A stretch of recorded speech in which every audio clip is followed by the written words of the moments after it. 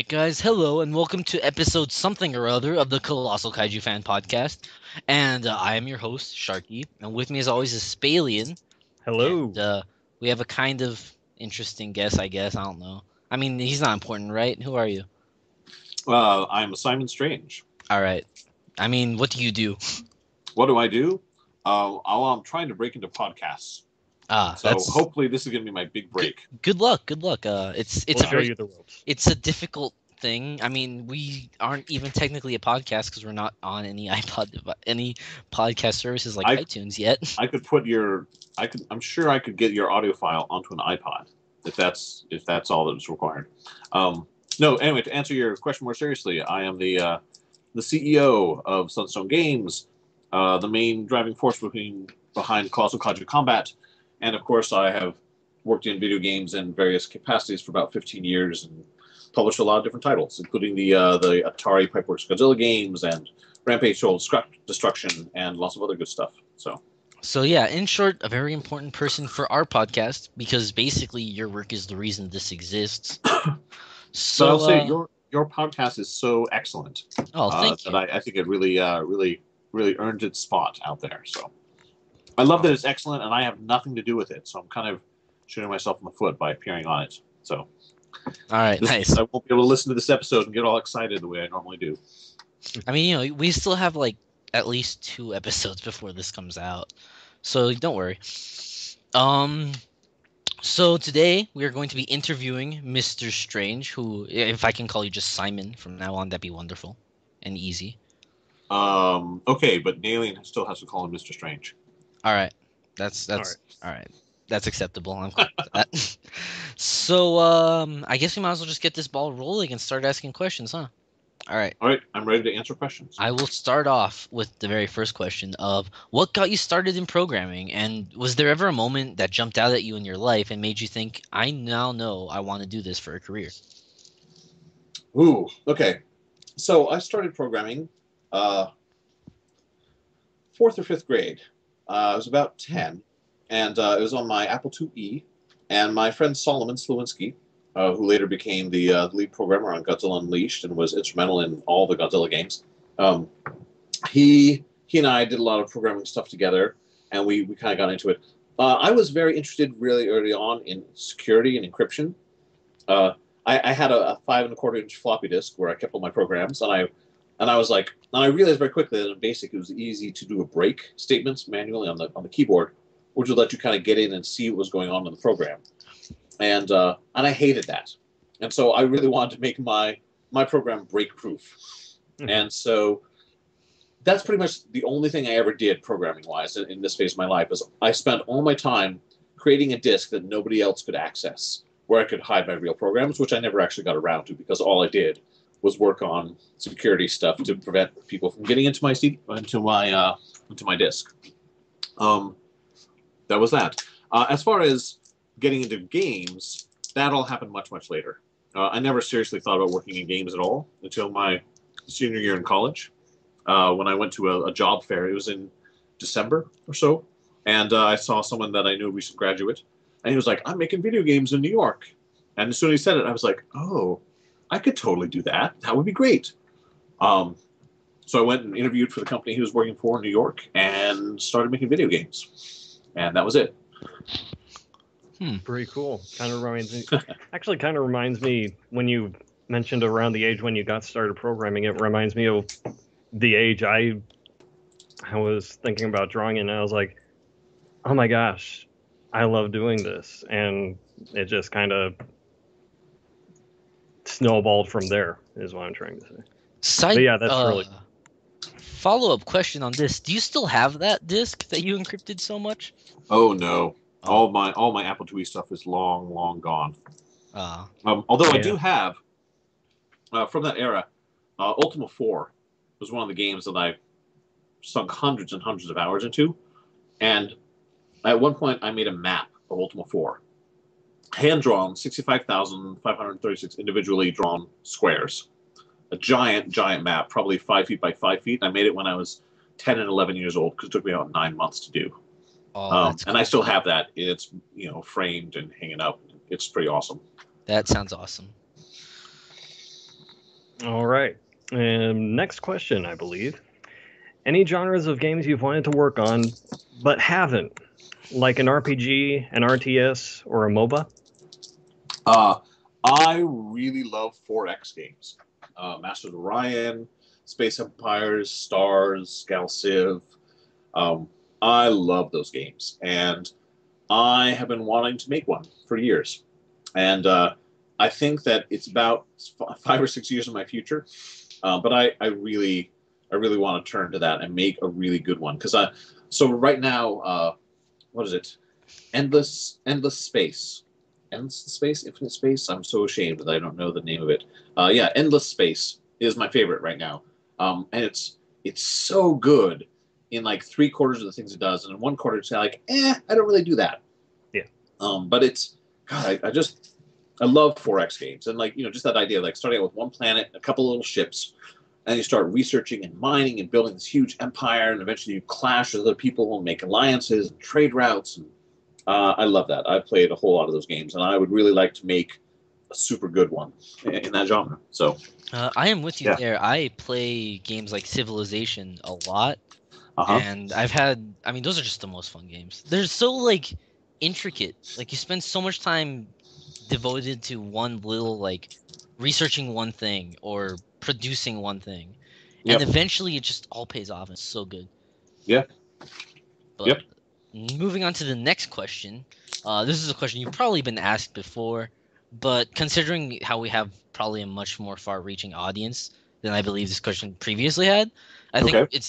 it deserves the justice of being asked again. How did CKC get started? Okay, well, so for whatever reason, I am the sort of the face of all the Godzilla games that Atari and Pipeworks did. I know sometimes people think that I was like the project leader or the main guy, and that is not true. I was just one person working on the team. Although I did do all the controls and the monster development, and you know, uh, I certainly did a lot of the stuff. When people talk about the game, a lot of the things they talk about are the areas that I worked on. But I was very active on the forums from a long time ago, even when that was not a thing that was done really. Um, and so I'm the one that people talk to, right? And when people write letters and ask about CKC, they talk to me and ask me. And so I get fan letters and people asking questions about the game. Like that happens all the time. I get a couple of those at least every month. And so a few years ago, when Kickstarter was really blowing up, uh, people were saying like, "Hey, are you going to make a fourth Godzilla game?" I probably barely a week has gone by since 2007 when people have not emailed me saying, "Are you going to make a fourth Godzilla game?" Like everyone's so proud of themselves for thinking of this, um, and so I was like, "Well, not now, not now, not now." But then when Kickstarter really started to blow up, people were like, "How about use Kickstarter to make a fourth Godzilla game?" And like as soon as they said it, I was like, "Oh, that actually might be possible." Uh, and I started thinking about it. I was like, well, if Pipeworks leases me the engine, all I really need is a lot of animation resources. And my friend Armando was kind of looking for work, and I was like, hey, here's a game that Armando and I could make basically without anyone else. Uh, and so I talked with Pipeworks and kind of made the arrangements to lease the engine from them, and then did the Kickstarter and kind of got the whole thing together. I guess the other really important part of the origin story, though, uh, is that how I got together with Matt, because Oh, I did not know Matt initially. interestingly enough, that was our next question. Oh, well then never mind. I'm done Wait, with this question then. Ask your next question. all right. So how did Matt get involved? Sorry for stealing your question. No, No, Spain. that's you're fine. good. Um, so one of the people who was very interested and was about pushing me onto Kickstarter was Chris Maharzinger. Uh, I'm sorry if I'm butchering his name, although I'm sure that everyone butchers his name. But he's Chris55 on Toho Kingdom, and uh, he's been communicating with me for a long time. He did interviews with me about Save the Earth and about Godzilla Unleashed and so forth. Um, but so he also knew Matt, and he was like, "Hey, maybe you should have Matt, do something for you." I'm like, "Okay, introduce us." And so Chris introduced me to Matt. Initially, we were imagining actually that Chris would have a larger role in CKC, but he bowed out after not too long. So then it was just Matt and myself, and yeah, that's it. That's how I met Matt. And then after kind of working with him, on some of these, concept pieces and so forth, and talking with him quite a bit, we actually met in person at G-Fest last year. So there we go. Right. That is a nice little story. Since I took your question, Spieling, I guess you can just take the next one. Yeah. So to lead into this question, to preface it a bit, this question just gets asked a lot, and we're recording this just after the live stream that Simon and Matt had, and this, as I said, this question is asked frequently, but it does have some merit. A lot of people also still seem to not understand the answer. So yeah. this is How does the collaboration process work? It's very simple. We do a Skype chat. Usually I get on and do initial Skype chats. We have sort of like a 5-meeting system we like to use. I do an initial chat. I talk about the process and how it works, try to make them comfortable, and we talk about sort of initial ideas they have. And then for the second meeting, we identify what the core of the character is. We kind of bandy that around and talk about visuals they have. The third meeting, Matt gets involved, and we start talking about sketches and physical attributes. Then we do another meeting where we settle on a name and kind of finalize a direction for the visuals. Then have a meeting where we talk about weapons and combat systems. And then we have the final sketches and final art, and we kind of go over the last bits of the wiki text. We've got it down pretty well. We've done it about 46 times now. Yeah. Perfect. It's different for everybody, right? I mean, some people come in and they have a drawing that's great. Or like some with people Nemesis. have no art, but they have a name. Yeah. And then we have like Nemesis, who had a book. Right. So Nemesis was actually created by in collaboration with Jeremy Robinson and Matt Frank, and so Matt already had a lot of ideas and had a lot of ideas, about Nemesis already. So that was faster. Yeah. All right. So that conveniently leads into our next question of since we know you can't show favorites due to your fairly important position on the forums. I think this is a fairly safe way for you to express some love. Oh no, not love. Attention to certain kaiju. So, what was the most interesting collaboration you've had? Ooh. Interesting could mean anything. It could mean Sure. just a design you liked or something that changed a I'm coughing lot. so much all of a sudden here. Probably most interesting is probably one of the ones where we had an idea that totally changed over the course of the collaboration. So let's see, who fits that bill best? I think Mulligan, or potentially Agradora. Those were two where like we had an idea and we moved on, and then like after 2 weeks we just completely changed. We're like, boom, this is so much better, yeah, and yeah, that was really interesting. In both cases, we have Mulligan. Originally, we were trying to make a mutant fox. Wow, that changed. And then we were like, nope, golf monster, right? Yeah, I mean, and Agrador was originally like a big space killer thing, and it just there was stuff there. And then originally we're like, how about space killer gets killed and turns into this other thing, and that's our monster. And yeah, there we go. And they work. I mean, we have yet to discuss either of those on the show. That will be probably a ways from now. We've still got quite a bit to discuss before we get to either of them. But at one point with Agradora, I'll just throw this out there. With Agradora was built by a scientist who like reanimated a bunch of dead kaijus and taught Agradora to read books and had a love for literature. That sounds like a certain monster in pop culture. And I'm going to be frank, I'm just not sure who it is. I wouldn't know what you're talking about, but I will say that sounds awesome. Yeah. Next question. So, one of the things CKC is wanting to do is to get a bunch of licensed monsters into it and not necessarily package them with the original monsters, but make it sort of like a Lego game where you can buy your own sets and sort of play with them together. Are there any licenses in particular that you would really like to obtain? Obviously, we mean besides Godzilla, because I was going to say Godzilla, Gamera, Ultraman, and Stay Puft. Yeah, those are definitely the top of my list. No love for Clifford the dog? That is we've discussed that on the forums, and if that We is something have. that people want to go after, we can totally go after that. I will say I don't expect that we will have a lot of people who want to go after that, but I don't think I think anyone who Yeah. would want that would probably just want it for the irony of it. Yeah. 'Cause it's just funny. yeah. But I mean, also, like, Matt had a really great Cookie Monster that he did. Yeah. Yeah. Have you seen that, Sharky? I think I have. Is it like It's- attacking a city of cookies? Yeah, it's pretty awesome. Oh yeah, I've seen that. That's really cool. I like it. Oh my gosh, how long ago was that? That was like, I have no idea. Anyway, So next question. We know that you want CKC to be capable of competitive play. So is there anything among competitive games like Mortal Kombat or Street Fighter that you've noticed that you try to implement into CKC? Whew. Well, actually, I'd say a key thing is to make a successful competitive game, you need to have non-competitive play as well. You don't want a game where people feel like they shouldn't be playing it unless they are like super awesome. You want people to be playing it and just enjoying it. Things. I think a lot of what gives us that is offline multiplayer, or like sort of like couch gaming style. Yeah. Two people with controllers just playing against each other, because that's non-threatening. And being able to take that and practice playing online, like going to the arcades back in the day. I think that's kind of a key element.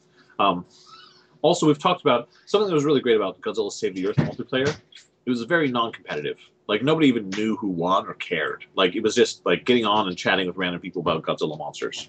Like, it was a really nice vibe playing that. And so we're definitely going to be working to recreate that. Get that nice vibe going. Yeah, like when I play a game like Injustice, like I played the online for that. Like I think I played like 3 rounds, and then I was like, I'm done, because everyone was just too good, and I was just like, I don't want to do this. I'm just gonna play with my friends who are just as bad as I am, and then we'll have fun. So I'm glad that that's. Well, and I worked really hard. I've worked hard with all the Godzilla games. I think I've been pretty successful with this. Is when you lose in a Godzilla game, you still get to play. Yeah. Like when you play Injustice, you play against somebody who's much better than you. The best way to play Injustice is to prevent the other person from playing the game. Right? It's like you put them in these long combos, stun locks. You make it so they can't do anything. Right? You juggle them and you make sure they can't land exactly on you. And so when you are really mismatched in those games, you literally don't get to play. It's really not fun. In the Godzilla games, even when you lose, like you're playing against somebody and you have no chance of beating them, but you still take away 70% of their health, right? Yeah. You still get to use your weapon. You get a rage attack. Like you do a lot of awesome stuff, right? And eventually you lose, but that doesn't matter so much, right? Like you felt like you got to be there and take action. You felt like you did something. Like you put like they'll remember that fight and they'll tell stories about it to their grandchildren or something. Exactly. No, and I think that's a really cool thing that we've got going for us. All right. Next question, Spalian. All right. What are the final things CKC needs to do before releasing Kaiju Land Battles and entering beta? Ooh. Okay. Like just No. I know how to answer. Need to do is a very strong term. There are several things that are kind of on the cusp. We're like, well, do we do that or not? Like, do we go into it? So, for example, do we implement building destruction before we have early access or not? I think right now the feeling is we don't need to add building destruction before we begin early access. Yeah. Because even without building destruction, you can run around and fight and say, oh, this is good, or likely, this is terrible. I think it's really interesting, and I want to make sure, I don't know that I've done a good job with this. I keep trying, but I want to really build expectations that when the game comes out in early access, it will not be good. Yeah. It will be bad. You'll play it and be like, what? But I want to get that out there. I want people to have that reaction and get over it, right? Yeah. All right. Because, that's... Here's what I want people to do. I want them to go and be like, oh, this isn't very good, and I want them to complain about something specific. I want people to come up with a list of 4 or 5 things that they just hate, right? Yeah. And then, like, in a week, we're going to fix those things, right? Yeah. The specific things that people complain about. And the game still won't be very good, right? But those things will be fixed. And then you'll fail faster. Now, exactly. And it's like, now I hate this. Now I hate this. I wish this were more like this. And, like, if people feel like we are really changing and improving the game, and specifically improving it in response to their feedback, that's what I want to get to. Because once we've got that, then we're really leveraging the sort of community to do good things. Right now, when the community is just like waiting to say whether they like it or not, I know how that's going to go. Like never in the history of the world have a bunch of people sat around waiting on something, and then when it finally arrives, they say, "This is fantastic." Yeah, like that doesn't happen. You're trying to eliminate the process of hype. releasing or not hype, but yeah, like yeah. to the point when there's something like, say, like Half-Life 3, which is like, Half-Life 3 confirmed, guys. Right. If that ever happens, and I'm like, I don't think it will, honestly, at this point, but if it ever did, and it came out, and everyone had been waiting for it for so long, there's no way it would live up to anybody's expectations, and everyone would be disappointed. Now, eventually, people would say it was pretty good, right? Yeah. Eventually, but all the initial stuff would all be about how it falls short of some expectation or other. Yeah. So I feel like, we've been around long enough that we're already, every single person is going to find that we fall short at something, right? It'll be different for different people, but I just want to get over that. I want to get to the work of improving it. And we know, like, this isn't a $4 million game, right? Mm-hmm. But it will be eventually. Like in 2 or 3 years, it'll be at like a $4 million game quality, because we keep iterating and improving on it. So that said, let me answer the actual question, which is what things need to be done. Procedural animators need to be done. That's head and tail code. We need more work on the weapons. The visual effects for some of the weapon things are not right yet. We need matchmaking and Steam integration. We need, I'm just doing this off the top of my head. I apologize if I forget something critical. Yeah. We need to work on the UI some, the screens and how we get in. There's actually a discussion thread going on right now, probably will still be going on whenever this comes out, about, what do you want? Do you just have a button that says play? Or do you always pick your character and then hit play? Or do you have to configure all the individual options? And if you're going to configure lots of options for an online game, do you only get matched against people who picked all exactly the same options? Or do you do a server-based thing? Or is there a lobby? And if so, who's hosting that lobby? There's a lot of decisions there that affect exactly how we lay out the initial flow for people. And that'll be kind of important. I think that's all the really critical stuff. Then there's the, grappling and building instruction systems. That's sort of next on the list. Of course, there's a whole lot of art polish stuff that people want to do. There's a whole lot of like lighting paths, and texture changes, and so forth. Some of that will happen before we begin the early access. A lot of that will just be happening while we're in early access, though. So yeah. All right. I think that's about it. So this next question is one that's very near and dear to my heart, and it's one that really I've kind of been asking every single episode of this show that I'm on, except for the one that I missed, which hasn't come out yet. It's about a movement section on the character bios. Yeah, why is there no movement? We need movement. I will complain until we have it. Is that really it? Yeah, that's it. That's exactly what it is. Why is there no movement? Okay. Actually, I have an answer for that, so I'm so glad we get to talk about this. It's for the same reason that I don't list the elemental weaknesses for the characters. It's because exactly how the character moves is a big part of balancing. And so I don't want to get out there and explain how the character moves and then find out that makes the character too powerful.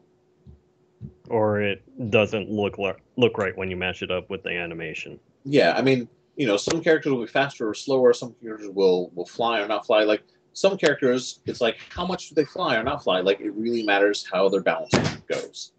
Yeah. And that's something that just has to, that is something where, for some characters, how they move is essential. And so we're going to begin there, and we're going to have to tune them with other things. But for a lot of the characters, I'm specifically a little vague on whether they're slow or fast or anything, because that's one of my major levers I have for tuning them and balancing them. All right, Fair play. I'll accept that. So now we have we took the time to get a couple questions out of the shout box quite a long time ago, but these are not from us, but from the community. So, Spain, if you want to start us off. Yeah, Mr. J is our first one. His question is: out of the current roster, which monster are you most looking forward to working on? My assumption is he means in game development. So like of a monster that's not of the in a Fall game of yet. Nemesis roster? No, Or... the other ones, I think. Like all Okay. the ones they've collaborated on but aren't officially in a game yet. Which one would you like to work on the most? I think is what he's trying to say. Oh, this sounds like a trap. It's a trap. It is a trap. Oh man. We'll just say which Seismosaurus. one's most interesting to work on. Seismosaurus is the one you're. Well, that's so. Here's the problem: is I have an answer, but I'm afraid this is like people are like, which of your kids is your favorite? Yeah. And you're like, oh, clearly it's my daughter. Oh, did I say that out loud? Like, I'm not sure. I'm not sure I can say. All right, that's an acceptable answer. We can take that. I will say that I have one that I'm really, really, really looking forward to working on, and yeah. All That's right. our little secret. All right. So the next question comes from Zilla of Sumter, who asks, "When is the next CKC trailer coming out?" I have no idea. Good answer. That is not even on my radar. So I really misjudged how people would think about the trailer. They really, this is frustrating. I want to be transparent and just tell people what's going on, but people hear what they want to hear. And so when I say, "Hey, look at all these assets we have," and they're like, "This does not look like a finished game," I'm like, "Well, of course it doesn't look like a finished game." It's not. And they're like, "Don't."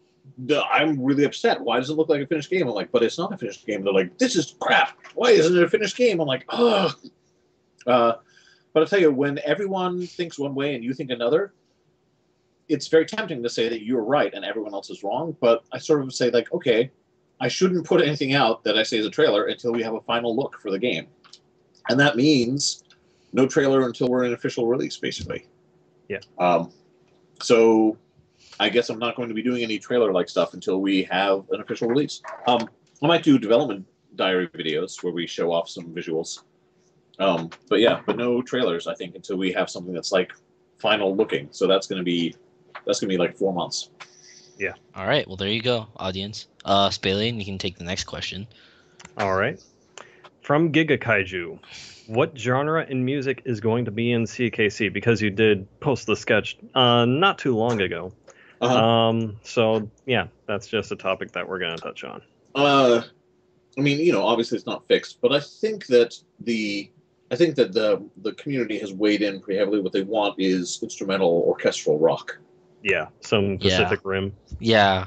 I think that's pretty much what people want. Like they want guitars, they want heavy bass lines, they want percussion. I mean, they want rock song. They don't want any vocals, and they want it, a little bit grandiose. Yeah. So, sure you don't want any jazz music?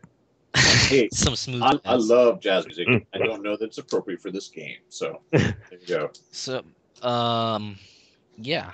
The next question, final one I'm gonna ask, and then we have one more question of the night that Spalien will ask. But this comes from RW Everett 99, who asks, how much would a specialized arena like a living one would cost? Like, what if one that had attacks of its own or just moved around, which would affect the flow of battle? And would that ever happen?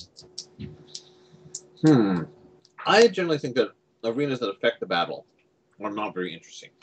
I mean, they take... It's not a crazy amount of work, right? Now, here's the thing, is that either they don't really give anyone an advantage, or one person learns to use it, or because of the characters, or with one person has an advantage because of the environment. So if one person gets an advantage because of the environment, then that's not a good environment, right? Because now you're no longer competitive. It's all about, did you get the right environment that goes with your character?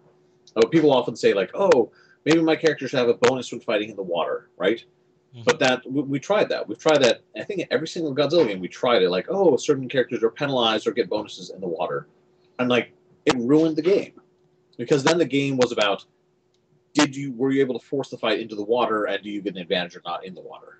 It's that, what's that law that is so common in game development that you give your players all these options on how to defeat your enemies, but you've also given them this very good option that will always defeat the enemy, and therefore that's the only one they used.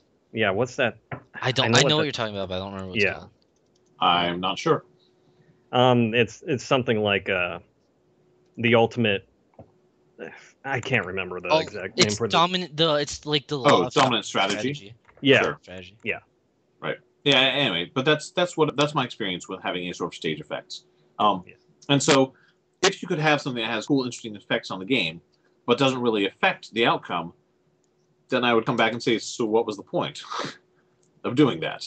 Having that crazy stage in the game, like, if you just want to have crazy visuals, like there's a big fight going on in the background or something, that's just for visuals, right?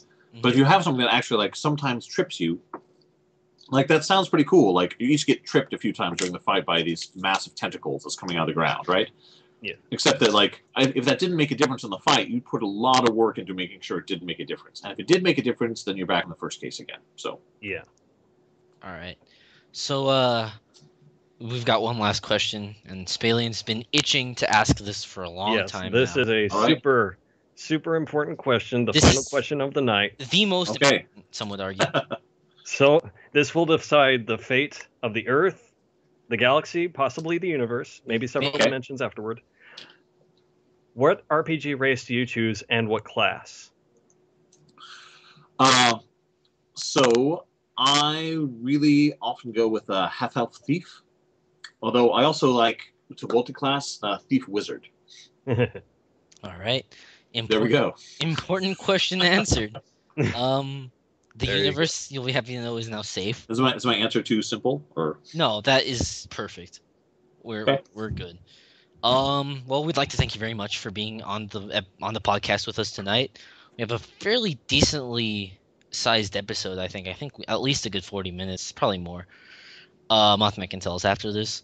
So yeah, thank you. If you have anything last things you wanted to say, no? I hope that my chewing didn't come through too prominently. No, I didn't but- hear anything. Because as we said, I just finished doing a 2.5 hour monster comment day, and then we're like, and now we'll do the interview. I'm like, oh, I want to eat. So Yeah, All right. yeah. no worries. Well, Thank you very much. I'm so sorry that we didn't make this happen at the Early. original time that we said we were going to. So Nah, that's fine. that's fine. We've organized ourselves and we're good. So thank you for being on here. We release you from All right. bindings.